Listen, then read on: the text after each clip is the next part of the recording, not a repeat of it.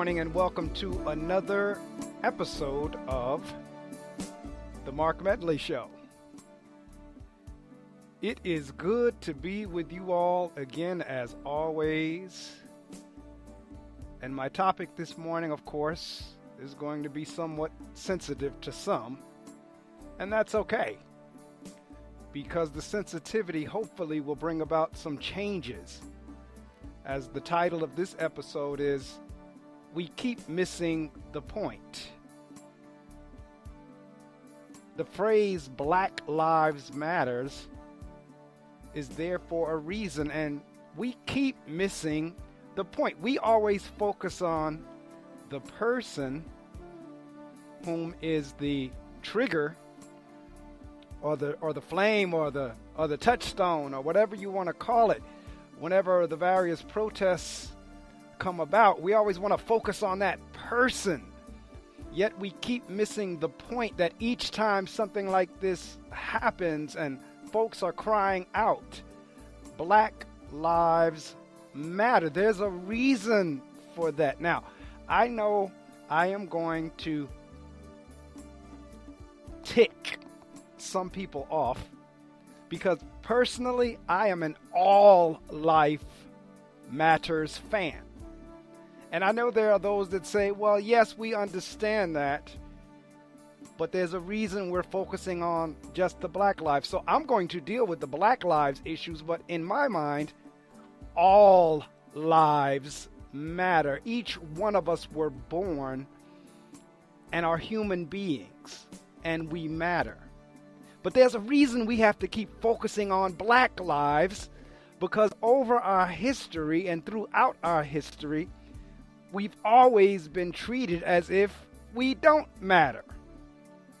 That's why we have to keep on, for some reason, reminding folks that we do matter, that we are human beings as well. And if you look at our recent events, again, one would think that if your skin is dark, that you don't matter. So what would cause one to think that? Well, let's just look at the recent events. And these are only the events that made it to the news, because there are countless others that didn't get recorded, that didn't make the top news broadcasts. It happens in cities and rural areas every day and has been happening. I think it was Will Smith who said racism is just, the only difference is, and I'm paraphrasing, is it's now being recorded. In other words, it's never gone away. It's just now being recorded. We see it with social media and all the various cell phone cameras and devices that can record what's going on. So it's not as if racism has gone away. It's just that at this point, your average everyday Joe and Jane can record it on his or her cell phone. When I say we lose the point or we always miss the point, we always tend to focus on the history of the person who was killed. For example, in the case of George Floyd, I started seeing posts of his past jail history. Now that is what it is. I started seeing information about his past medical history. It is what it is, but it has nothing to do with, or nor did it cause him to have to deserve to die. So people get it twisted in terms of, okay, yes, he was killed, but he served jail time. Yes, she was killed or he was killed, but they had medical issues. Yes, he or she was killed, but they had this history, when none of that had anything to do with the manner in which they were killed. For example, in the case of George Floyd, the fact that he had served various different times in jail had absolutely nothing to do with that officer's knee on his neck for over 8 minutes. The fact that whomever in the Arbery case, in the Ahmaud Arbery case, the fact that he might have been in some type of trouble earlier on, if that's the case, had absolutely nothing to do with those men gunning him down as he was jogging. And yet we always try to bring these things into play when someone has lost their lives. And usually that someone is a black person. Usually that someone is a person of color. Now, a few years ago, Colin Kaepernick, the NFL quarterback, brought light to this issue whenever he would take a knee during the national anthem prior to an NFL game. And oh my God, what hell he caught as a matter of taking a knee. Was called all kinds of names from everyone from the President of the United States on down. But he was trying to, again, put something in the forefront that was occurring. In all honesty, his protest was not necessarily protesting racism in the NFL. His protest, for the most part, was protesting police brutality that was subjected on African American males. Every now and again, it's an African American female, like in the Breonna Taylor case. But for the most part, he was protesting the police brutality against African American males. Everyone was so caught up on the flag. Everyone was so caught up on the song that we missed the point once again. We were more concerned about a piece of cloth. We were more concerned about a tune. Oftentimes more concerned about a cat or a dog than we are human life.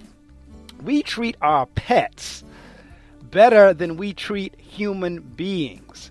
And when I say that, I'm saying the we in terms of, in too often cases, Caucasian people, Caucasians, and I'm not painting a broad brush here because I don't like to do that. I don't like to generalize because, as a matter of fact, if it wasn't for the number of Caucasians who have been in these recent protests, the numbers would probably look way smaller than they are now. But this last protest for George Floyd became so big and around the world, I believe, because of the way it was done and what could be seen from that videotape. The same with the Ahmaud Arbery case. When you look at the George Floyd case, that man arrogantly and blatantly kept his knee on that man's neck. I don't care if he was on whatever drug he was on. I don't care if he was COVID positive. I don't care if he had served time.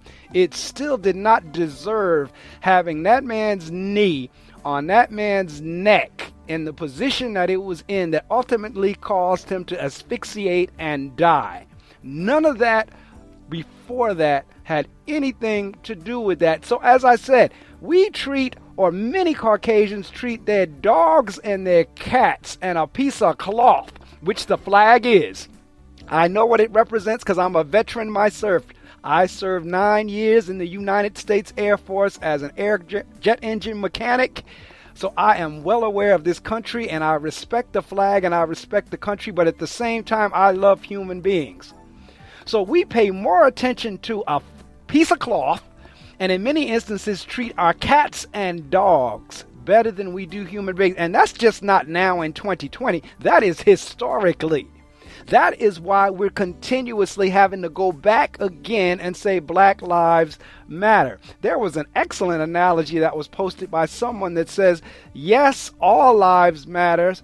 But the reason we have to focus on Black Lives Matter is because black folks are the ones who are being killed. The analogy the person gave was if you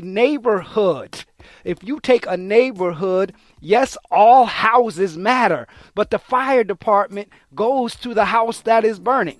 And I'm paraphrasing it. The fire department focuses on the house that is burning. So yes, while every house in the neighborhood does matter, the one that needs addressing and attention to is the one that is burning. That was a wonderful analogy because right now, yes, all lives do matter, but the ones that seem to be taken the most are the ones with dark skin. So therefore, that's where the focus has to be. That's why the title of this post is "The Point is Always Missed." Each time one of these things occurs, something else is focused on other than the real issue, the issue of racism. I saw someone post that in order for white supremacy to end, white people are going to have to end it. That's just the bottom line. Black people cannot end white supremacy. And we've tried over and over again. As a matter of fact, black people are some of the most forgiving people on the planet. And Caucasians ought to be thankful that they are. Otherwise, there would be a lot more Caucasian deaths at the hands of people of color. Because they would start taking on the attitude of, well, you know what, you may take me out, but we're going to take some of you out with us. In the case of the woman in Central Park, she knew full well what she was doing when she made that call to the police in the tone of voice that she said it in and in her word choice. She knew what reaction that could get. Christian Cooper could have lost his life as a result of that woman calling frantically to the police saying a black man is harassing her and she felt that her life was in danger. Let me show you how that could have played out. That could have played out to a whole lot of police officers rushing to Central Park, guns blazing, after an African-American male who was now harassing a white woman. And that's just based on history, based on subliminal, based on subconscious, based on fear, based on all of that. Christian Cooper could have lost his life. But in the end, whenever the other Cooper, I believe her name was Amy Cooper, when she now started receiving death threats and lost her job and all, Christian was the one who stood up for her and said, stop. That's what I mean by black people being some of the most forgiving people on the face of the earth. And that's a wonderful thing. That's a beautiful thing. It really is. But we keep missing the point on this whole notion of black people, people of color, people with dark skin. They are human beings just like people with white skin. We bleed red just like white skinned people bleed red. We breathe air just like white skinned people breathe air. We drink water and need water to survive just like white people need water to survive. We eat food just like white people eat food and need food to survive. And my point in all of this is black people are human beings too. I was absolutely appalled by a white woman holding a sign during this pandemic concerning the shelter-in-place restrictions that had her as a free human being juxtaposed against a dog and a slave. It said something along the lines of dogs and slaves wear muzzles, but I'm a free human being. In other words, it was the epitome of white privilege. The same thing with that officer's knee on that man's neck. Epitome of white privilege. Same thing in the Eric Garner case. Epitome of white privilege. What about the words "I can't breathe" don't seem to be understood when folks are saying it? I know they say police reforms are coming about, but some of those reforms have got to include you will keep your arms and hands and knees and feet from around someone's neck. You will not cut off their breath. It does not take cutting off of breath to apprehend a suspect. In the case of George Floyd, he was already handcuffed. He was already taken to that police vehicle. How he wound up on the ground, I don't know, because it did not appear that he was resisting arrest. And he had said, as that man cockily kept his knee on him, while the others stood around and watched, how dare they? Not a one of them would have said, yo, man, yo, he can't breathe. Take your knee off of him. Yo, man, stop. No, don't. Not a one of them had the cojones to say that. They had their police brother sit there and do what he was doing and did not say a word. So, yes, they deserve to be charged as well. If you get offended by this one, well, so be it. It's not the intent. But the truth is the truth. Everyone saw that video around the world. This is not the first time in U.S. history that it took a video or a television or a camera or something to show the atrocities in America around the world. This so much reminds me of the 60s. And I was a small child in the 60s, but I do remember some of this. And certainly I've done my research and my history. This is so reminiscent of what occurred in the 60s. It seems like we went into a time warp. It seems like we went into a time machine and went backwards. Yet the point is still not taken. Black lives matter. And I'm not saying blue lives don't matter in terms of the police force, because again, I'm not broad painting the entire police. I'm not, because I hate saying those old lines that we hear all the time. But the truth of the matter is, I know police officers. I have some very good friends who are police officers, and they are not putting their knees on folks' necks. The same way white folks can say, oh, I have black friends. Yes, I have police officers who are friends. So the truth of the matter is, police officers are human. Black people are human.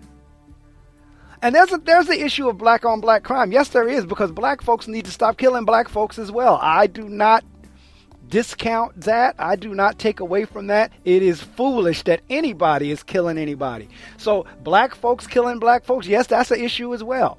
Everybody needs to stop killing everybody. Every life matters. In each of these cases, I think I saw something about the Breonna Taylor girl. Her birthday was this week.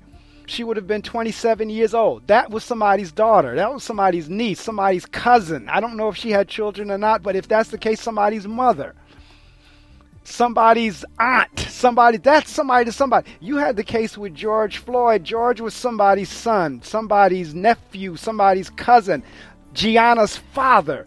That touched me whenever I saw that little video of her on the shoulders of either her uncle or godfather or whoever it was that said, "Daddy changed the world," quote unquote. And my thought was, Gianna, I certainly hope so. That was so touching. And she's a pretty little girl that said, "Daddy changed the world." And she was able to say that because I am sure she has seen on television or in social media posts all the protests that are going on around the world, whether it be London, whether it be Paris, whether it be New Zealand, whether it be Germany, whether it be right here in the U.S. At one point, I saw all 50 states were carrying on protests around George Floyd. And at the same time, it wasn't just about George Floyd. I saw another post that said something about folks think this is about George Floyd, but the truth of the matter is we've been crying since Emmett Till. And the truth of that matter is we were crying before Emmett Till. Because we can't get into the countless no-name people who were lynched on trees on high. We can't get into the time when folks that was their celebration to go stand around and watch a dark-skinned person hung from the tallest tree, or either tortured and burned by fire, or both. We don't know the names of those folks, yet it occurred. So the truth of the matter is, we're not crying just since Emmett Till. We were crying before Emmett Till, but at the same time, the point has continued to be missed. So it is my hope, it is my prayer, it is my everything that yes, Gianna Floyd is correct, that her daddy changed the world. I don't care how many jail sentences he served. I don't care what drug he may or may not have been on. I don't care if he was COVID positive. I don't care anything about that. All I know is there was an officer who happened to be white who had his knee on that man's neck as he screamed and hollered out that he could not breathe, and yet he kept his knee there for over 8 minutes. Yet another black life lost at the result and hands of, and to be honest with you, it would have been no different if that officer was black. If that was a black officer with his knee on someone's neck like that, I would have had the same response. It's got to stop. So it is my prayer and hope that maybe this time everybody gets the point. It's not about just George Floyd. It's not about just Breonna Taylor. It's not about just Ahmaud Arbery. It's about the killing of human beings. And it's got to stop. If you think about it, these protests came at a time when we were supposed to be sheltered in place. It came at a time where we're not supposed to be in the proximity of each other of less than 6 feet. It came at a time when we were to be masked and gloved. And yet when you look at those protesters, many did not have masks, many did not have gloves, and none of them were 6 feet apart. So the disease of racism trumped, for lack of a better word, the disease of COVID-19 and coronavirus. Folks said Corona be damned. Folks said COVID be damned. This issue is more important. And if I catch it, I catch it. If I don't, I don't. But folks need to understand this whole point of black people, dark-skinned people being human beings. I shared with some folks in a mixed audience the other day of black folks and white folks. I don't have a problem with white folks being white. I really don't. If you're white, you're white. I don't have a problem with it. The problem I have is with white folks who have a problem with me being black. I'm going to say that again because I got so passionate about it, I almost got a little tongue-tied. I don't have a problem with white folks being white. And I don't have a problem with white folks proud to be white. The problem I have is with white folks who have a problem with me being black, because I am proud to be black. I am proud to be a black man. And every race and every nationality ought to be proud of who they are and ought not to be killed as a result of who they are or treated any differently as a result of who they are, their racial or their ethnic background. Therein lies the point. I have no problem with you being white. I do have a problem with you having a problem with me being black. And so as Gianna Floyd said, Daddy changed the world. I'm going to repeat it again. It is my hope and prayer that Daddy changed the world, that he will be the last, even though I know as I sit here and record this that he won't. I pray that he will be the last and that he will have indeed changed the world in spite of having gone to prison, in spite of being tested positive for COVID-19 coronavirus, in spite of whatever drug he may have been on whenever he was in the process of being apprehended and ultimately killed. I hope Gianna Floyd is correct when she says Daddy changed the world.